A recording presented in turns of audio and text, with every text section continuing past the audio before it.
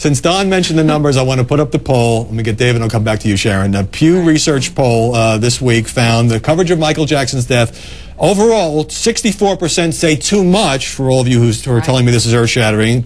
29% say they're right about it, and 3% who apparently want it directly injected into their veins say too little. But then if you go to the racial breakdown, it was a very interesting split here, David Zurawik. Blacks, 36% say too much, whites, 70%. Oh, I think it's absolutely true. And 8 out of 10 African Americans say they're following this story very closely. Howie, I think that makes an absolute difference. And I would disagree, especially in connection with race, to say we're just playing stuff over, they're just repeating it. You know, last week, one night, I heard Katie Couric interviewing Spike Lee. It was a 48 hours, by the way. It got over 8 million viewers, you know, and you say, come on, enough already. No, she asked him about race, and she asked him about the BET Awards, and Jamie Foxx saying that Michael Jackson belongs to African Americans. We're having a very good conversation about race. Well, win this contest. You also had Matt Lauer. There's another issue, too. I was going to say, you also had Matt Lauer and Larry King at Neverland interviewing Jermaine Jackson.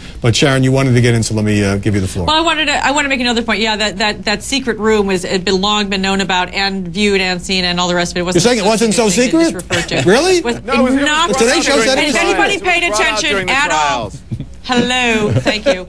But no, I wanted to make a different point, which is it reminds me in a way of when John Lennon died and was murdered so suddenly, and I remember being a young person at that time and thinking I was surprised at the overwhelming amount of media coverage at that time. So I wonder if there isn't some generational thing. That may be true, but let me ask you this, Sharon, because you work for the New York Times, you've also worked for the Washington Post. Now those newspapers and others are certainly covering the Jackson story, but they're covering a lot of other things as well. And the only other story that's getting anything near traction on television is the tale of Mark Sanford and his Argentine soulmate and the other women he may or may not have crossed the line with. Because why? Because it involves sex. So, as you said at the top, is there really any way, would we really be going so crazy over what you all say is the cultural and political and musical significance of Michael Jackson if the numbers weren't big? No, I don't think we would be. I think it's absolutely, this is a rating story, this is about business, and it's easy. I mean, it's an easy decision for every news network to make. Howie, absolutely. The numbers are astronomical. Howie, the answer is just as Sharon said. No, we wouldn't if it weren't these kinds of numbers in the summer. You know, you can do 8 million with 48 hours in the summer. Right. Well, let's do it again tomorrow night. CNN won but the numbers reflect a direct interest in the people from this story. And part of being a news organization, part of covering news is covering the public interest, and people are interested. I'm going to challenge that, and here's what I say.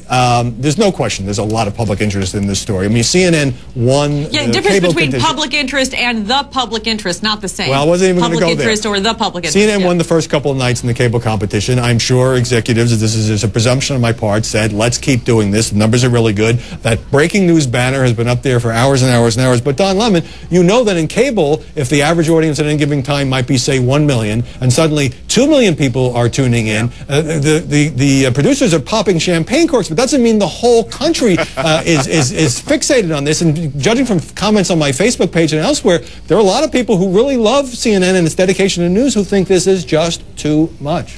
Well, I'm not denying that it is a business. I mean, come on, let's be real about it. I don't think that any producer or reporter has had a chance to pop a champagne cork later. That may come on Wednesday when this is all done. But at this point, no one has had a chance to do that.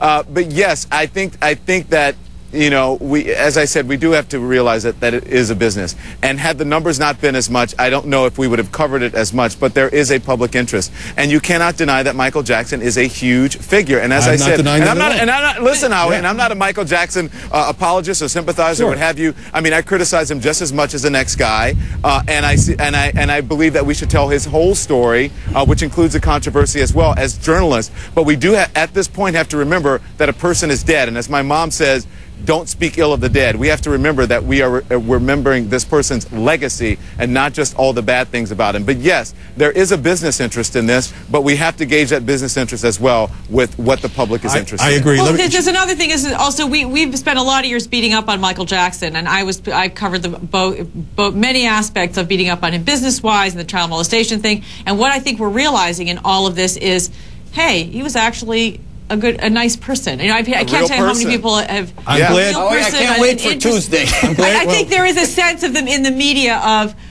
of feeling badly, of regret in the Michael Jackson thing. Honestly, there is a little bit of that haze of expiation in. Gee, he was kind of she's fantastic. I